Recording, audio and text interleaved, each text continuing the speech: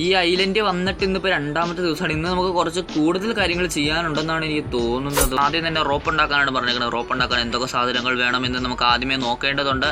ഇതിനു വേണ്ടി ഇത് ബോട്ടിൽ ഓഫ് വാട്ടർ ഇത് നമുക്ക് എടുക്കണം. പിന്നെ ഈ ബനാനയും നമുക്ക് തൂക്കണം ഗൈസ്. നമുക്ക് വിശപ്പും കാര്യങ്ങളൊക്കെ ഉള്ള ഒരു മനുഷ്യനാണ് ഞാൻ ഇവിടെ വന്ന് പെട്ടുപോയിട്ട് 2 ദിവസമായിട്ട് മോനെ. നമുക്ക് ആവശ്യമായ മരം നമുക്ക് വെട്ടണം. നമ്മൾ മരം വെട്ടാൻ വരുമ്പോൾ ഫൈബറാണ് വരുന്നത്, ഫൈബർ വെട്ടാൻ വരുമ്പോൾ മരമാണ് വരുന്നത്. അങ്ങനെ തലതിരിഞ്ഞ് പോയി കഴിഞ്ഞിരിക്കുകയാണ്. ഈ ഒരു ഐലൻഡിലെ എല്ലാ മരവും ഞാൻ വെട്ടി പൊളിക്കുമെന്ന്. ഇന്നല്ല എന്നെങ്കിലും മൊത്തം നമ്മൾ എത്ര ദിവസം ഇവിടെ ഉണ്ടാവുമെന്ന് പറയാൻ പറ്റില്ല. എങ്ങനെയും ഒരു ബോട്ട് ഉണ്ടാക്കി നമുക്ക് ഇവിടുന്ന് രക്ഷപ്പെടണം ഗൈസ്. അല്ലെങ്കിൽ നമ്മൾ ഇവിടെ തന്നെ ജീവിതാവസാനം വരെ താമസിക്കേണ്ടി വരും. ഇന്നത്തെ ദിവസം മൊത്തം ഞാൻ മരം വെട്ടി മരിക്കും എന്നാണ് എനിക്ക് തോന്നുന്നത്. അയ്യോ അടുത്തു എന്നാട്ടാ.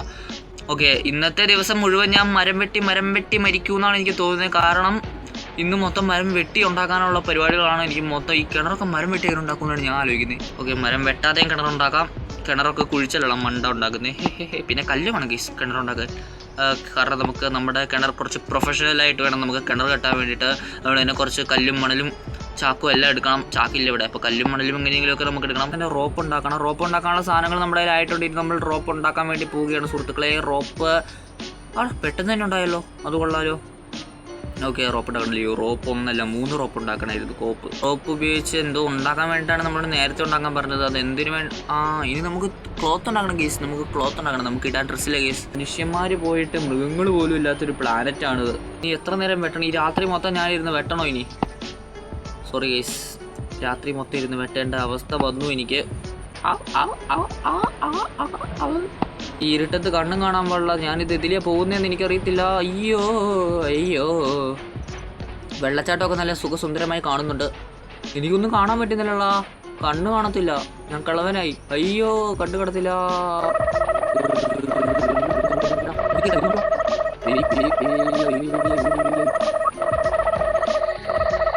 നമുക്ക് കിണർ ഇവിടെ എവിടെയെല്ലാം കുത്താം.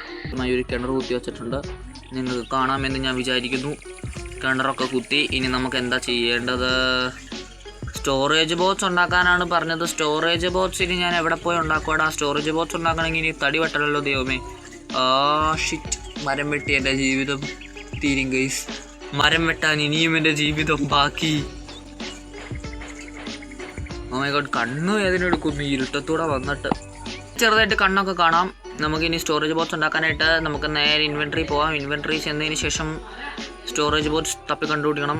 ഒരു 25, 26, 27, 28, 30 സെക്കൻഡ് മാത്രം മതി നമുക്ക് ഈ സ്റ്റോറേജ് ബോക്സ് ഉണ്ടാക്കി തീർക്കാനായിട്ട്.